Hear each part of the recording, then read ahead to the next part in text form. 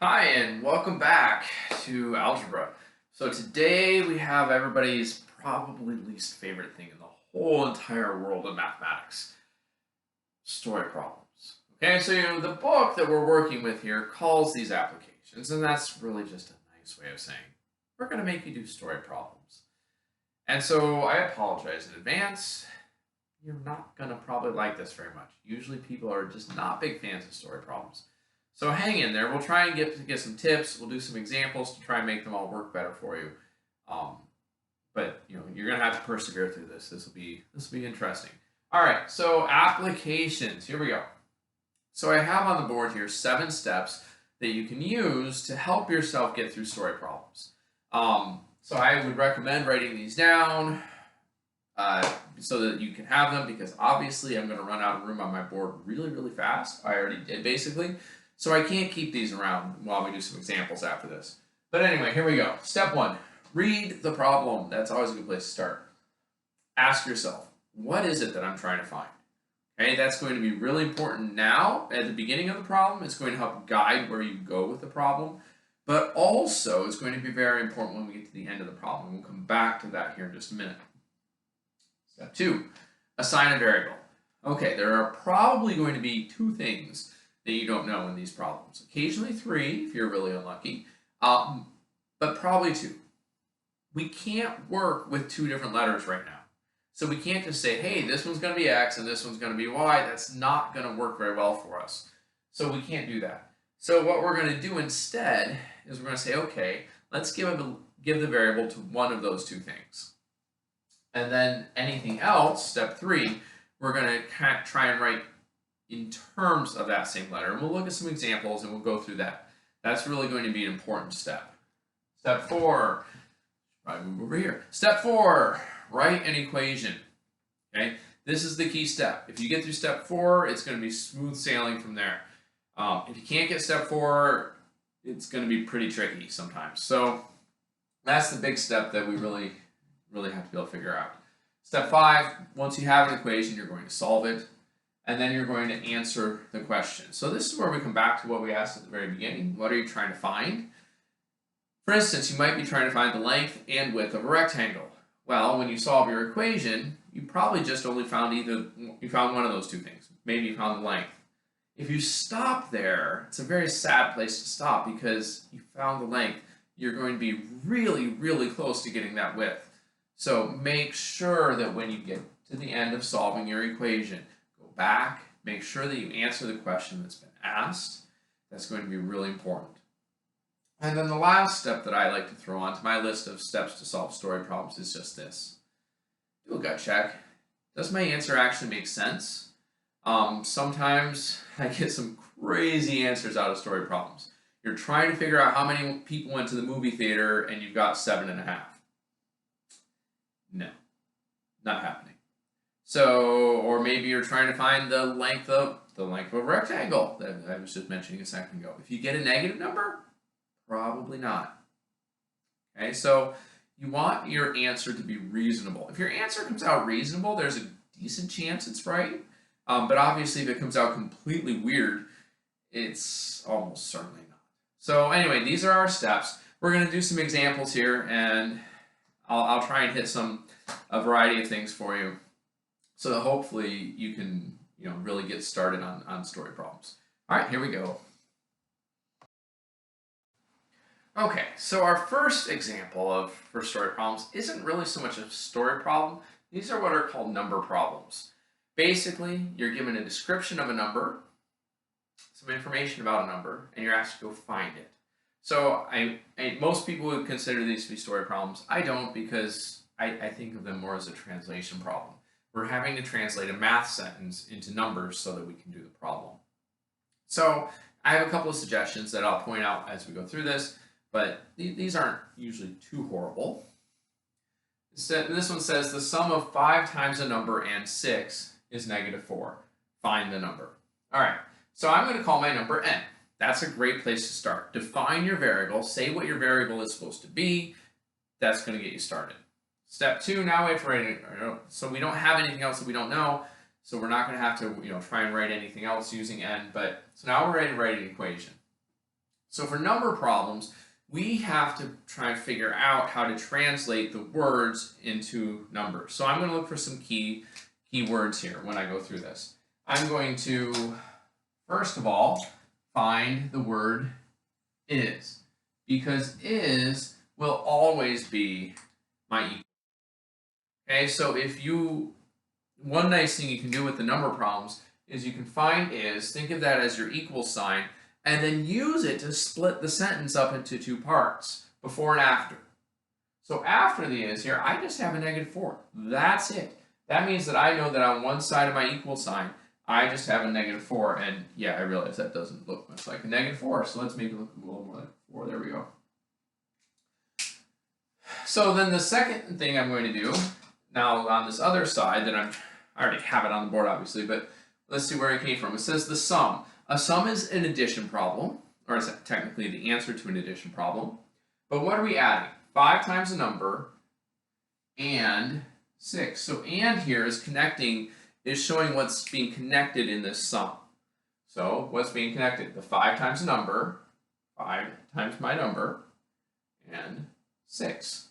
And so there we go. Now we have our equation. You'll see I subtracted 6 from both sides. 5n equals -10. Divided both sides by 5, and I got that n is -2. And it's a number problem, so we can't even really do much of a gut check here because it's either right or it isn't. But there we go. Let's do some more examples. All right. So our next example is what is commonly referred to as an age problem. And actually, I'm going to stand right about here for just a second so you can't see what I've already written down. I want to look at the problem first. You can see the answer is 10, or part of it is. We'll have to look at that. All right, but we'll come back to what's behind my back here in just a second. So here's our problem. Sue is 12 years older than Tim. In 2 years, Sue will be twice as old as Tim. How old are they both now? So this is an age problem, and age problems are frequently broken up into two parts, now and some other time. In this case, we have now and we have in 2 years. And that's going to be really key. These will be something like in 2 years, or you might see something like 2 years ago in the past. And so let's take a look and see what we can get out of this. Here's how I started to set this up. First, I recognize that the first sentence gives me a relationship between the ages for Tim and 2. Oh my goodness. A relationship between the ages of Tim and Sue. There we go. I can't talk. And so I know that if I call Tim X, Sue is 12 years older, so she's X plus 12. Now, you could do it the other way. You could call Sue X, and Tim would then be X minus 12, since she's older. But I like it with the addition. Just no real reason, just because. All right. And so notice that this is Tim's age right now. That's actually what we want to find, which means in just a minute here, when I get down to that 10, that is Tim's age right now. Okay, we set it up so that X is Tim's age right now. As opposed to, unfortunately, we have this second sentence that talks about 2 years from now. So all of the really good information here is in this second sentence, because it's going to allow, that's the one that's going to allow us to set up this equation. In 2 years, Sue will be twice as old as Tim. And so you'll notice I left this column blank. It says 2 years here up at the top, just in case my light is shining right on that and you can't read it. But here's the thing. Let's start with Tim.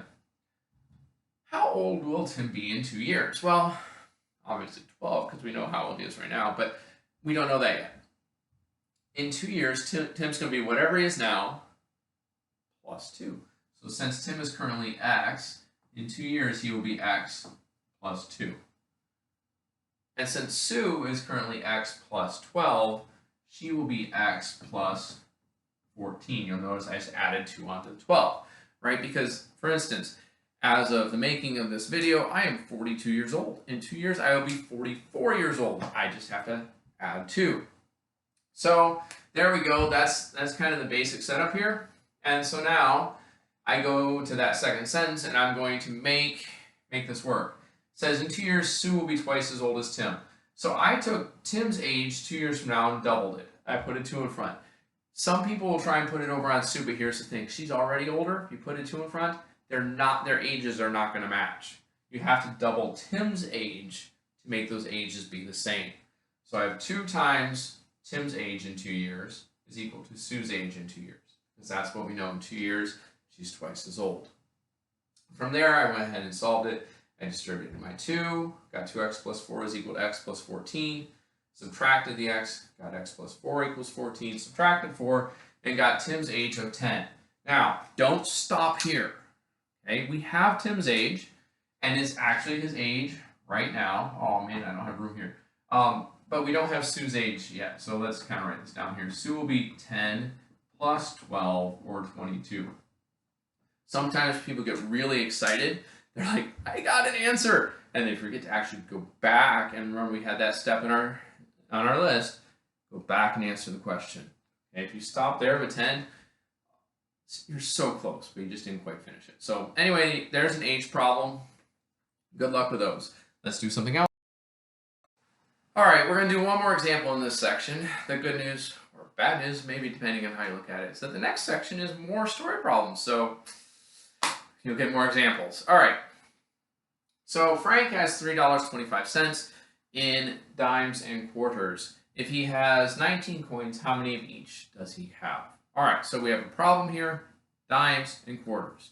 So remember, we're going to assign a variable, but we can't use 2 variables. So we can't use D for dimes and Q for quarters. That would be really problematic.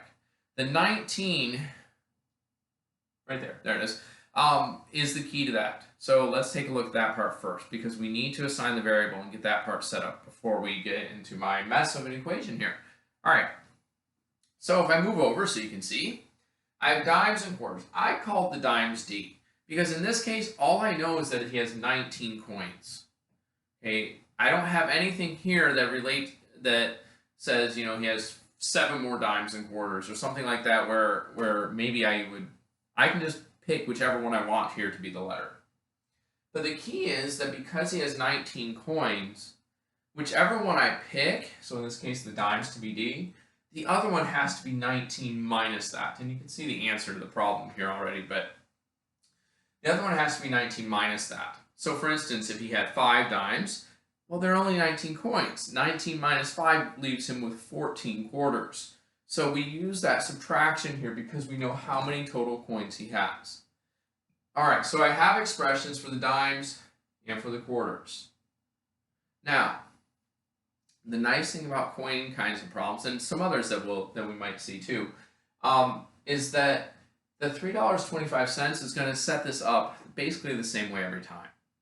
I take the value of the dime, which is 10 cents. Don't forget your decimal point. And the value of a quarter, and I multiply by how many of them I have. So for the dimes, I have D of them. I do 0.10 times the dimes, and I do 0.25 times the 19 minus D for the quarters. And why this works is really pretty simple. 10 cents times the number of dimes, that's how much all of his dimes are worth. 25 cents times the number of quarters, that's how much all the quarters are worth, which is why when I add them together, it has to equal that total. So I have this equation now. It's a little bit messy because of the decimals, but that's okay because I'm encouraging you to use a calculator, so please do. Anyway, you can see that I'm multiplying 0.25 times the parentheses, gives me 4.75. I combine some like terms, you get negative 0.15D plus 4.75 equals 325. Subtract, and then when I divide by negative 1.5, I get that the dimes is equal to 10. So once I have the dimes, I go back up here. Since the dimes are 10, 19 minus 10 will give me that 9 for the quarters. And there we go. That's this section. Good luck. Have fun with the story problems.